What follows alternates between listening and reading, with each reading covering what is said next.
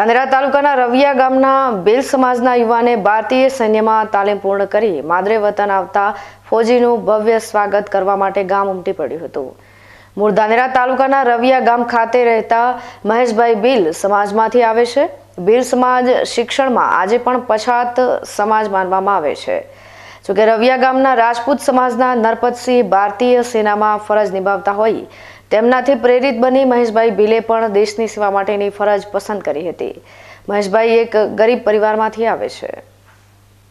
જોકે દિવસ રાતની કઠિન મહેનત કરી આખરે બીએસએફની તાલીમ પૂર્ણ કરી પરિપૂર્ણ ગણવેશમાં સજ્જ થઈ આજે પોતાના વતને આવ્યા હતા। ભીલ સમાજ સહિત રવિયા ગામ ફોજીના સ્વાગત માટે તૈયાર ઊભું હતું। ભારત માતા કી જય અને વંદે માતરમના નારાથી આખું ગામ ગુંજી ઉઠ્યું હતું। રવિયા ગામના અને બચાવ ખાતે મામલતદાર તરીકેની ફરજ નિભાવી રહેલા મૂળસિંહ રાજપૂતે ફોજીના સ્વાગત સાથે ગામના અન્ય યુવાનો પણ આજે રીતે પોતાના ભાવિને ઉજ્જવળ બનાવે તેવી અપીલ કરી હતી। આજના અમારા રવિયા ગામ માટે ગૌરવનો દિવસ છે અને ગૌરવ લેવા જેવો દિવસ છે।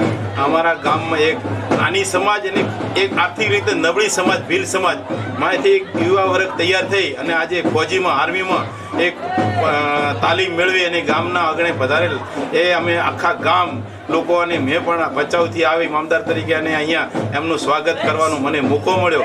એ સ્વાગત કરવાનો મોકો હું પણ ગૌરવ અનુભવું છું અને આ ગામમાં ઉજાવળ કર્યું તે બદલ આ ભીલ સમાજના એક મહેશભાઈને પણ હું ખૂબ ખૂબ અભિનંદન પાઠવું છું। અને આવી રીતે ઉત્તરોત્તર ગામ લોકો આવી રીતે આર્મીમાં મિલિટરીમાં કોઈ પણ નોકરીમાં જાય એવી હું મા આશાપુરાને પ્રાર્થના કરું છું અને દરેક લોકોને હું કોઈ પણ આર્થિક રીતે નબળા તો એમને મદદ કરીશું એવી અમે દરેક ગામ વતી હું દરેક ગામનો આભાર માનું છું। અને આવી રીતે મહેશભાઈ ઉત્તરોત્તર પ્રગતિ કરી બઢતી મેળવે અને ગામનું આ રોશન કરે એનાથી પણ વધુ નામ રોશન કરે એવી મહેશભાઈને હું ખૂબ ખૂબ શુભેચ્છા પાઠવું છું। 9 માસની કઠિન તાલીમ પૂર્ણ કરી આજે ફોજી પોતાના માદરે વતનની ધન્યધરા ખાતે આવતા ભવ્ય સ્વાગત સાથે સન્માન રેલી સમારોહ યોજાયો હતો।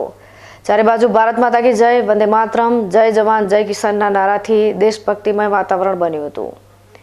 ઘર પરિવારે પણ ફોજીના સ્વાગત માટે પુષ્પો પાથર્યા હતા। રવિયા ગામમાંથી સરકારી નોકરી મેળવનારની સંખ્યા ઓછા પ્રમાણમાં છે।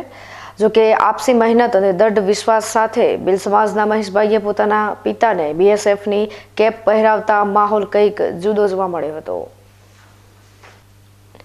નાના સમાજમાંથી આ રીતે દેશની સેવા માટે આગળ આવનાર મહેશભાઈએ બીકે ન્યૂઝ ચેનલ સાથેની ખાસ મુલાકાતમાં જણાવ્યું હતું કે 55 લાખમાંથી માત્ર 25,000ના ભાગે દેશ સેવાનો અવસર આવે છે અને આ અવસર ગામના વધુ યુવાનો લેશે તેવી ખાતરી પણ ફોજીએ આપી હતી।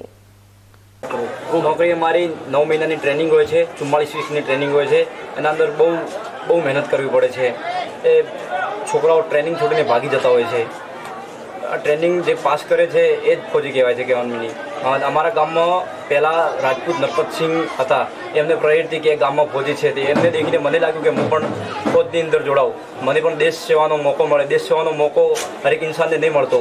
55 લાખ ફોર્મ ભરાય છે, એના અંદરથી માત્ર 25,000 જ સિલેક્ટ થાય છે। હરેક વ્યક્તિને દેશ સેવાનો મોકો નહીં મળતો।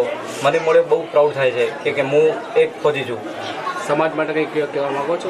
સમાજ માટે કહેવા માગું છું કે મને જોઈને મારા ગામમાં આજથી 5 વર્ષ સુધી મિનિમમ 10 ઉપર ફોજી નીકળશે સાહેબ, એની હું તમને ખાતરી આપું છું સાહેબ।